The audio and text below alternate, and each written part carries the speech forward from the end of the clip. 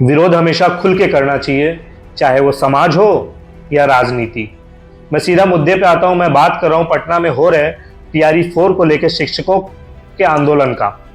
एक दिन पहले पटना में नेताओं का शपथ ग्रहण होता है और अगले ही दिन टीआरई 4 के छात्रों का इतना बड़ा सड़कों पे आंदोलन। और जिस तरह से मतलब शिक्षकों को, छात्रों को सड़कों पे पीटा जा रहा है, इन्होंने ऐसा कौन सा गुनाह कर दिया है? अरे जब सरकार आपकी, सत्ता आपकी, लोग आपसे सवाल नहीं पूछेंगे?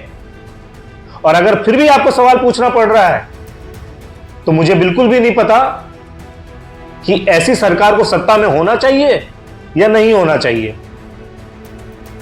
बी आर अम्बेडकर ने 1942 में कहा था, एजुकेट एंड ऑर्गेनाइज।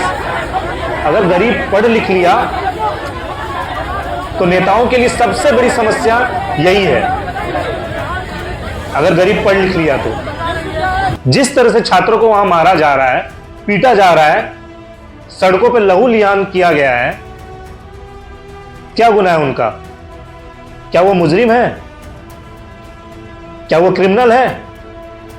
अंधाधुंध उनके ऊपर लाठी बरसाई जा रही है।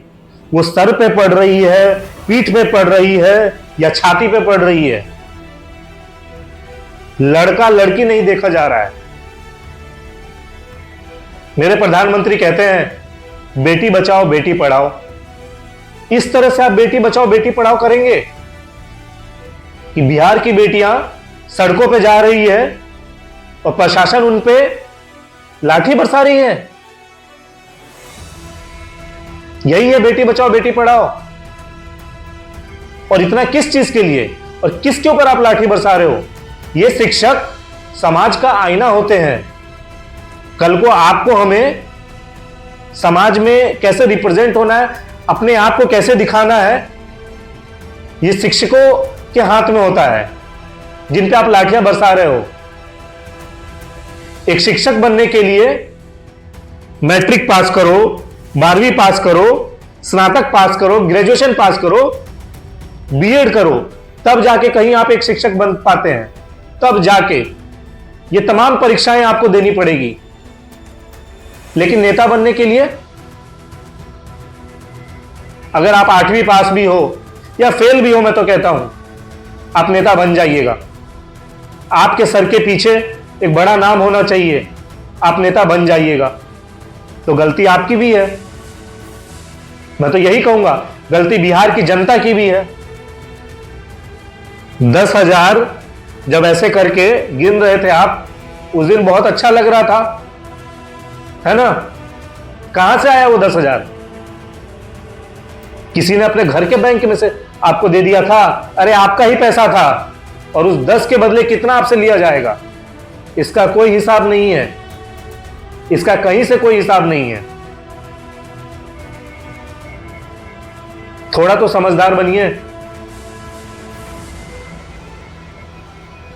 बिहार की जनता बहुत ही क्षणिक चीजों में उग्र हो जाती है या खुश हो जाती है, यह देखा गया है।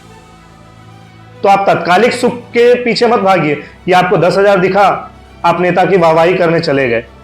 और ऐसे में मैं तो यही चाहूंगा कि बिहार के जो मुख्यमंत्री हैं वो बाकायदा एक प्रेस कॉन्फ्रेंस करें और इन सब चीजों के ऊपर जवाब दें। और हमारे तत्कालीन शिक्षा मंत्री, जिनका की भाषण आप सुन ही रहे हैं, मैं यहाँ से आप लोगों के माध्यम से उन सभी लोगों तक अपना संदेश देना चाहते हैं जो हर बात में आंदोलन के लिए उतारू होता है। हम लोगों को सबको मिलकर बिहार को आगे बढ़ाना। मैं शिक्षा मंत्री जरूर हूँ, लेकिन जिम्मेवारी हर बिहारी की। तो हम संवाद से विवाद का हल निकालेंगे। एक बार सबके साथ बैठेंगे, बात करेंगे, उनकी समस्या सुनेंगे। और सरकार उन्होंने ही बनाई है, सरकार उनकी ही है। हमारे जो संसाधन है और जो हमारे नियम और कानून बने हुए हैं, उसी के बीच हर समस्या का समाधान होगा। और समाधान कल नहीं होगा, समाधान आज होगा। हम किसी भी चीज को कल पर टालने वाले व्यक्ति नहीं हैं और हमारा यह संकल्प है, समस्या आज है तो समाधान आज होना चाहिए। इस तरह से बयानबाजी कर रहे हैं। अब कल नहीं होगा फैसला, आज होगा। इस तरह से कीजिएगा आप, मार के, लोगों की आवाज को दबा के क्यों आना पड़ रहा है लोगों को सड़कों पे? मैं तो इस चीज को जानना चाहता हूं कि लोगों को, बच्चों को, शिक्षकों को सड़कों पे आना ही क्यों पड़ रहा है? और लोग आपसे सवाल ना पूछे।